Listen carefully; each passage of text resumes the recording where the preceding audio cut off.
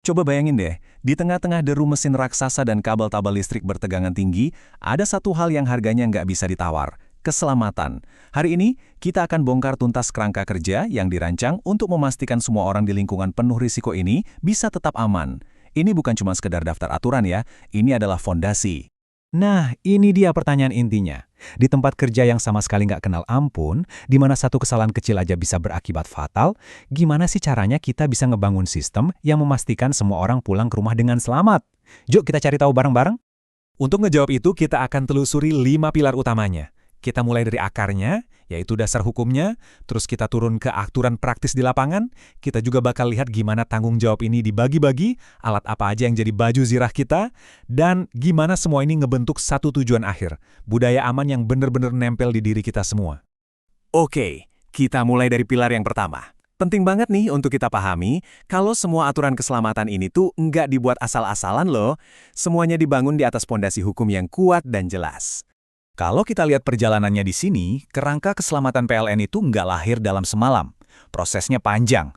Dimulai dari payung hukum nasional di tahun 1970, aturannya terus disempurnakan. Mulai dari ngatur siapa yang boleh masuk, memperjelas tugas pengawas, sampai mewajibkan alat pelindung diri. Puncaknya di tahun 84 ada upaya sadar untuk ngebentuk budaya. Ini tuh sebuah evolusi yang dipikirkan matang-matang. Jadi, sebetulnya apa sih tujuan utama dari Undang-Undang Dasar ini? Wah, ini komprehensif banget. Bukan cuma soal mencegah kecelakaan atau kebakaran, tapi juga mengendalikan semua potensi bahaya lain mulai dari debu, gas, kebisingan, sampai sengatan listrik. Inilah alasan kenapanya di balik setiap aturan yang akan kita bahas nanti. Nah, dari prinsip hukum, sekarang kita pindah ke praktek sehari-hari. Gimana sih aturan-aturan ini diterapin pas seseorang mau masuk dan kerja di area pembangkit listrik? Aturannya tuh jelas dan nggak bisa ditawar. Nggak ada yang namanya akses bebas.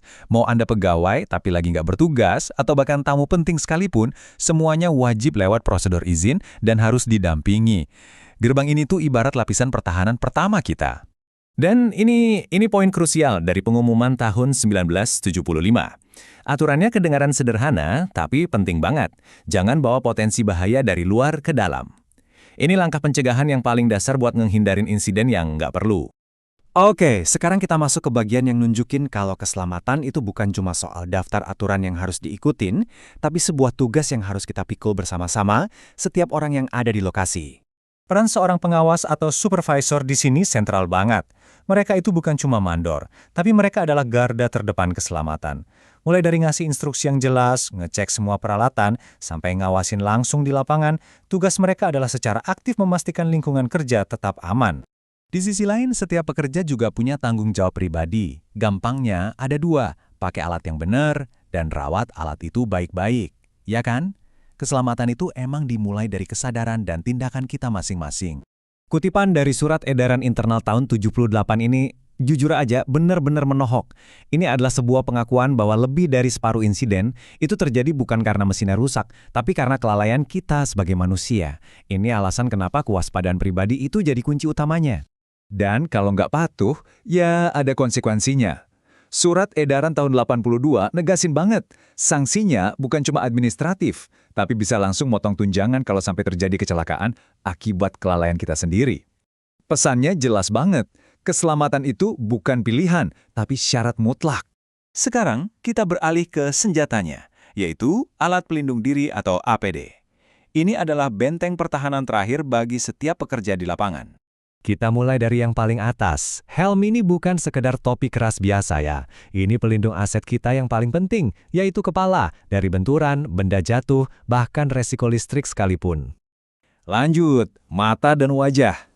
Coba bayangin, mulai dari percikan api pas ngelas, sampai cipratan bahan kimia, kacamata dan pelindung muka ini jadi perisai vital buat penglihatan kita. Tangan kita ini kan alat kerja utama yang paling sering kena risiko. Makanya, jenis sarung tangannya pun ada macam-macam, masing-masing dirancang khusus buat ngelindungin kita dari listrik, panas, atau benda-benda tajam. Sekarang turun ke kaki. Sepatu keselamatan zaman sekarang itu fungsinya lebih dari sekedar ngelindungin dari ketimpa benda berat loh. Ada sol anti-slip dan anti-listriknya yang ngasih kita pijakan aman di lingkungan yang serba nggak terduga. Bahaya itu nggak selalu kelihatan. Di tengah deru mesin yang bising, pelindung telinga ini adalah investasi buat kesehatan pendengaran kita di masa depan. Jadi ini bukan pilihan, tapi keharusan. Udara yang kita hirup juga harus dijaga, entah itu dari debu, uap bahan kimia, atau gas beracun. Pelindung pernapasan ini fungsinya kayak filter yang ngejaga paru-paru kita dari ancaman yang nggak kasat mata. Dan buat pekerjaan yang melawan gravitasi, nggak ada ruang buat kompromi. Sabuk pengaman atau safety harness ini ibaratnya jalur kehidupan. Satu-satunya jaminan keselamatan kita waktu kerja di ketinggian. Oke, aturan udah ada, peralatannya juga lengkap. Tapi semua itu nggak akan berarti tanpa elemen terakhir yang menyatukan semuanya, yaitu budaya. Yuk kita lihat gimana semua ini dibangun jadi sebuah kebiasaan, bukan cuma sekedar kewajiban.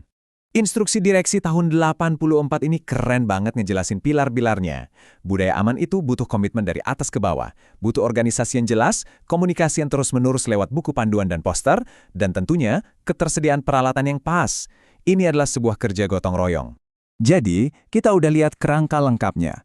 Peraturan ngasih kita pedoman, peralatan ngasih kita perlindungan. Tapi ada satu pertanyaan terakhir buat kita renungkan. Dari mana datangnya kewaspadaan itu?